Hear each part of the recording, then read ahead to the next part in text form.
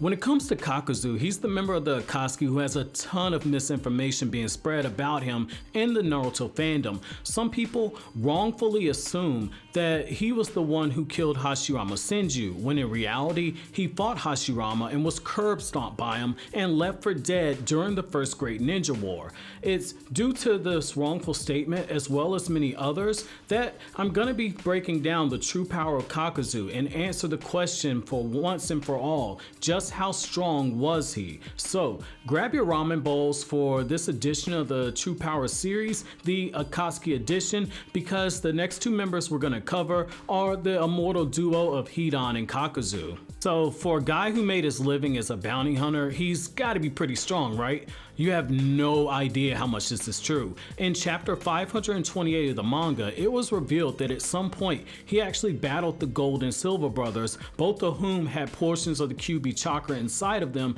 and he actually survived the encounter. Due to Kakuzu having stolen so many hearts from the ninjas that he defeated in battle, ripping the still beating hearts from their bodies in the process, Kakuzu is one of the ninja in the Naruto universe who possesses mastery over all 5 changes in chakra nature, which when combined with the fact that this guy has several hearts, it makes him pretty tough of a matchup for most ninja in the Naruto universe, with the obvious exceptions being the near god tier characters. However, what is rather interesting is that unlike the other ninja that Kishimoto did profiles for in Data Book 4, Kakuzu isn't listed with a mastery over yin or yang release. With that being said, we have to keep in mind that this guy was an S-rank ninja and was recruited by the Akatsuki for a reason. While he was nearly killed by Hashirama Senju, the fact that his village felt that strongly enough about his assassination abilities is enough that they sent him to take the life of arguably the strongest living ninja at that time,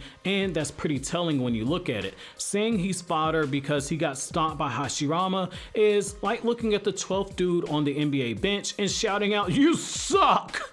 He might be the 12th guy on the bench, but he's still one of the elite basketball players in the world, and on any given night he could probably drop 20 under the right scenario.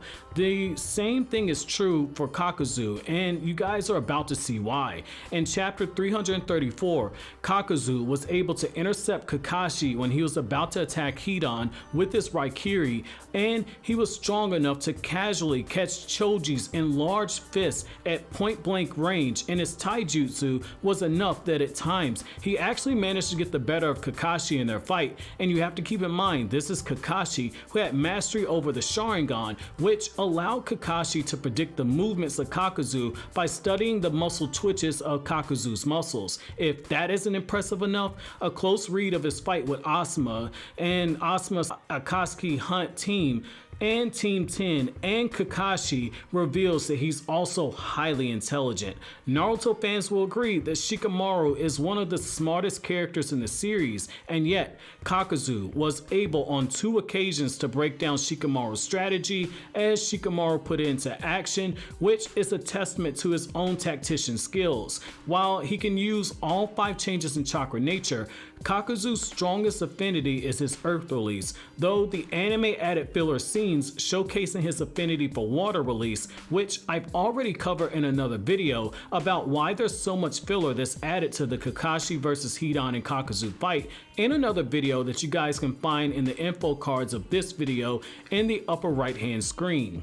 Earth Grunge Fear is the secret ninjutsu of Kakuzu's village that allows him to manipulate numerous black strings that you see either when he detaches his limbs or tries to rip out a heart, or when he transformed his body during the fight with Kakashi and used it during the fight with Naruto. This jutsu allows him to detach his limbs, split apart his nerves, reattach those same nerves, and do the same thing to his muscles. If Kakuzu's organs are damaged in a battle, he could simply rip them out of his enemy and transplant them into himself, which is pretty scary when you think about it. This jutsu also allows him to move his heart throughout his limbs, making it tough to land a killing blow on Kakuzu if he has his guard up, which means you have to catch him off guard or hit him with a massive attack like Naruto did when he first used his Rasen Shuriken, striking him with so many small needle-like attacks that even Kakashi's Sharingan couldn't count all of them.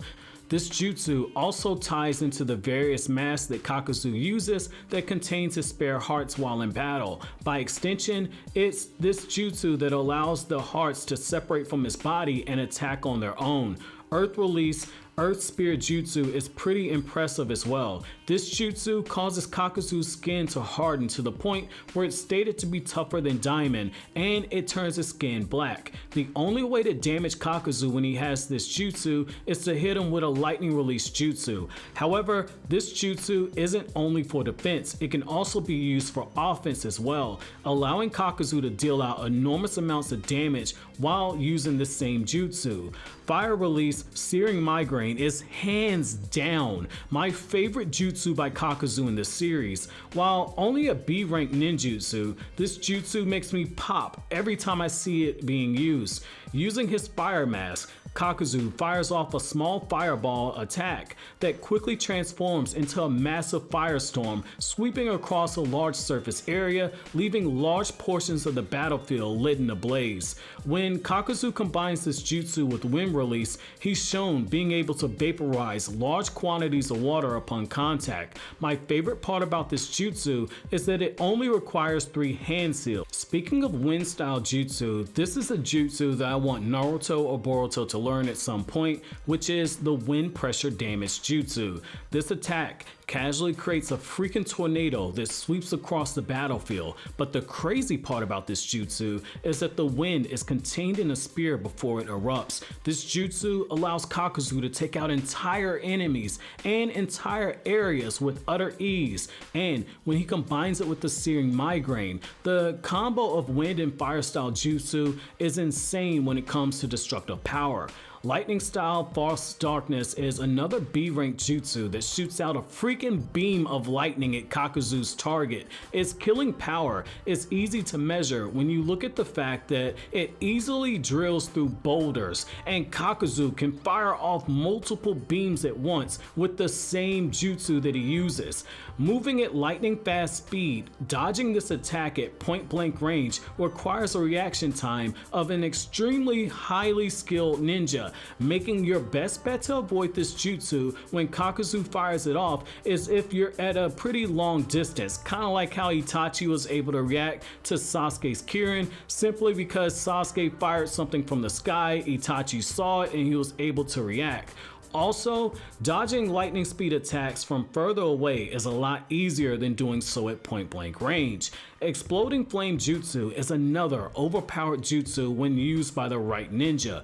Using this attack, Kakuzu merges his wind and fire attacks together. While not as powerful as the wind pressure and Searing Migraine combo, even Kakashi found this jutsu extremely difficult to deal with in his battle, stating that simple water release attacks can't block it unless it's reinforced with wind style to enhance the jutsu. So what did you guys think about Kakuzu's true power? But before we get out of here, as always guys, if you like anything I had to say, don't forget to comment, rate, subscribe, share, and never forget that Senju DNA is love and Senju DNA is life.